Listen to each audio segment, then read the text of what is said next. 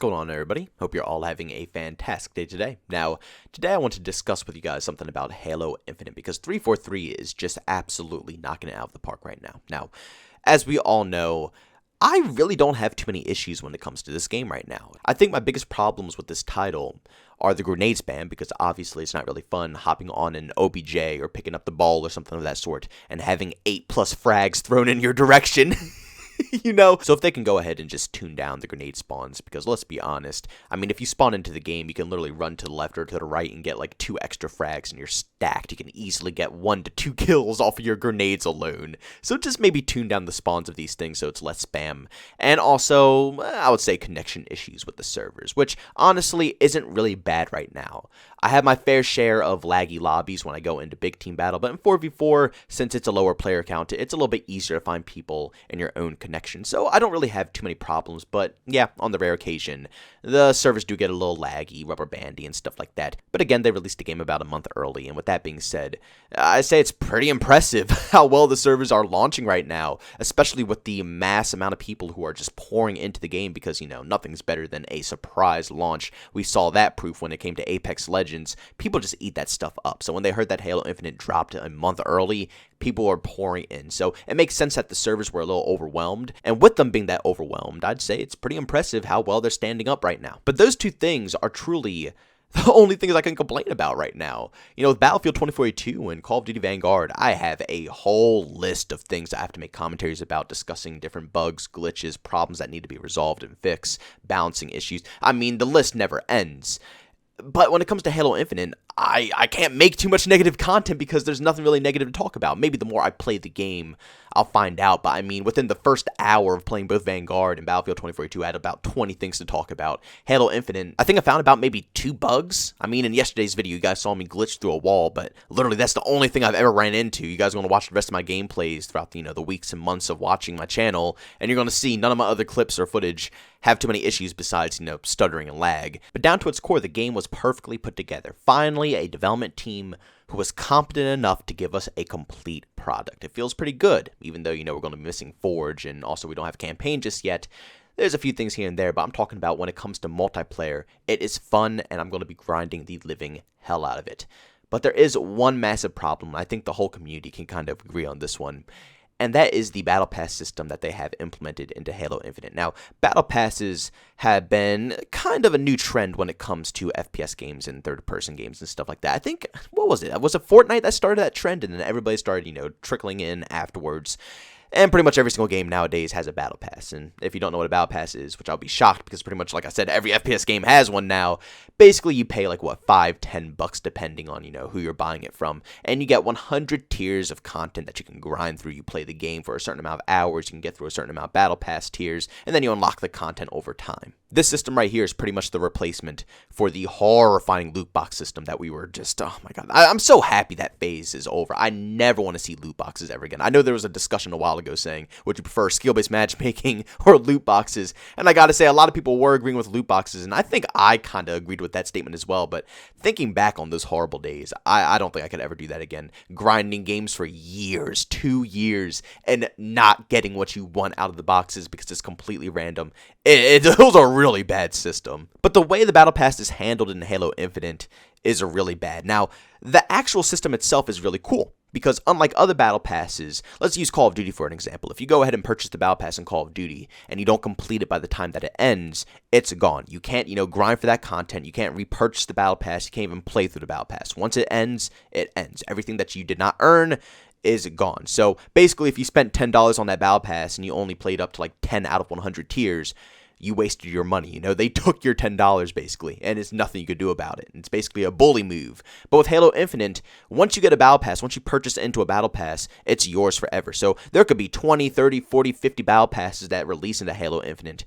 But no matter how many come out, you will still be able to play the previous ones. And you can switch from Battle Pass to Battle Pass. You could choose which ones you want to grind for, which ones you want to play for, which ones, you want to put your time towards.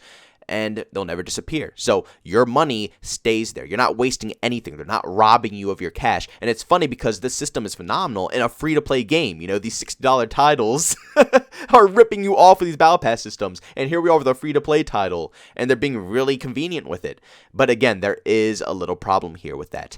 the way that you grind up these tiers are nearly impossible. Now, it's not impossible, it is doable, but it's a pain in the butt, especially in a game like Halo, which I would say is much more competitive than, Call of Duty or Battlefield or something like that.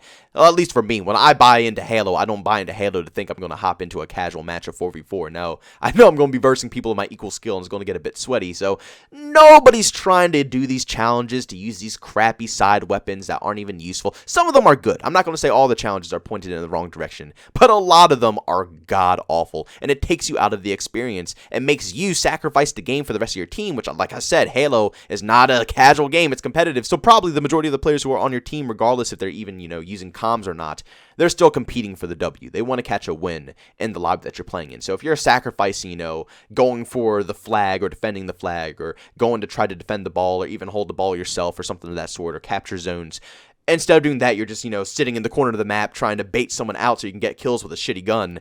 You know what I'm saying? That's not going to be fun for anybody, and it makes it impossible to grind through the system because nobody is willing to go ahead and put forth the time and effort to do so, which makes this Battle Pass system nearly impossible to complete because you can't do it any other way. You have to grind it with challenges. You can't get it for winning matches or doing this or doing that. No, it's for doing challenges. And I know a lot of you guys are probably going to be thinking, why is this guy being so negative when his title is so positive? This makes absolutely no sense. I just wanted to go ahead and set it up for you guys.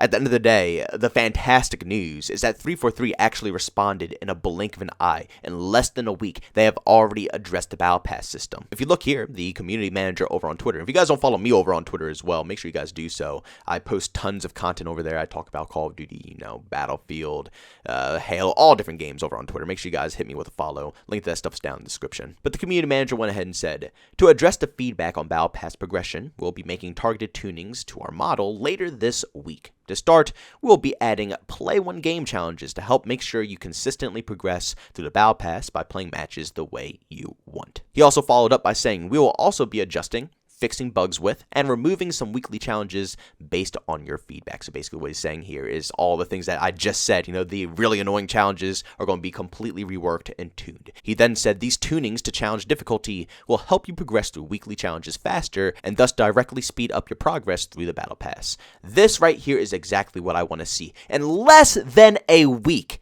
the developers, or I guess the community manager, has already responded to the whole community on the Battle Pass system. And the funny thing is that it's a Battle Pass. No developers out there would even consider speaking about their Battle Pass system. Have you ever heard Call of Duty talk back to us about the Battle Pass system? About changing the content in the drops, or changing how you progress through them, or how we're complaining about how we lose content since, we purchase in and they take it away if we don't complete it? Have you ever seen them adjust?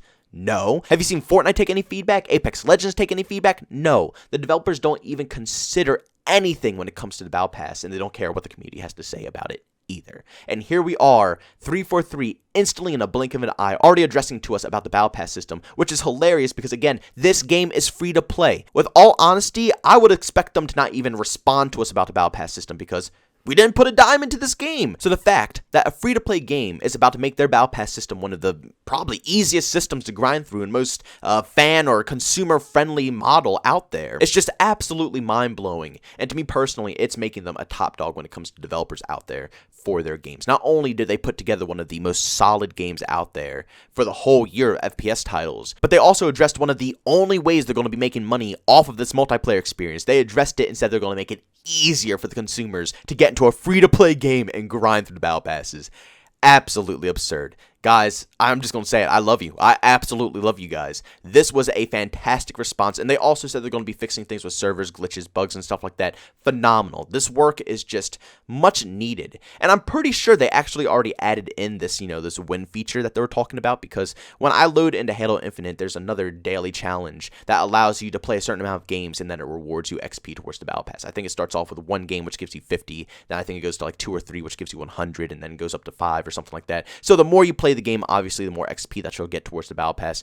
This is a really fair system. I'm enjoying it. And honestly, they shouldn't remove the challenges completely at all either. I think that the challenges have a good spot in the Battle Pass system. It adds more variety for different players, so if people don't want to compete and they do want to hop into a casual game mode that's not, a competitive match of 4v4 or something, just more casual playlists, party modes, they can still go ahead and do challenges if they actually want to, while at the same time not forcing individuals into that playstyle, allowing people to still just play games the way they want to and still being able to rank it up. Honestly, the only problem I have now is the $20 skins in the store, which, is literally just a one skin for $20, which is really absurd. That's a quarter of, a full game's price right there for a singular skin. Maybe pack that into a bundle or something, but if they adjust the store prices, which I don't think they will, but if they do, that's just going to be a cherry on the top. As long as the Battle Pass system is reworked, that's all that matters to me. The store is just additional stuff. It's a free-to-play game, whatever. The Battle Pass is where I'm probably going to put the majority of my money towards and grind out content in that, because the Battle Pass content's fire, man. I mean, come on now. Some of the stuff in there is just absolutely sick. It's just grinding the Battle Pass is just not worth my time right now. But as we see here, it's going to be changed instantly, and to me, there's absolutely no problems with that. But ladies and gentlemen, thank you so much for tuning into this video. If you enjoyed it, make sure you leave a like. If you hate it, leave a dislike. Also, if you're brand new and you enjoy the content, don't forget to subscribe and hit that notification button. Also, want to chat with me, there's two ways to do so. I have a Twitter and a Discord. Both those links are down in the description. And also, want to catch me live streams of video games that are over on Twitch. Link that is in the description as well. But guys, thanks so much for tuning in. See you on the next one. Peace out.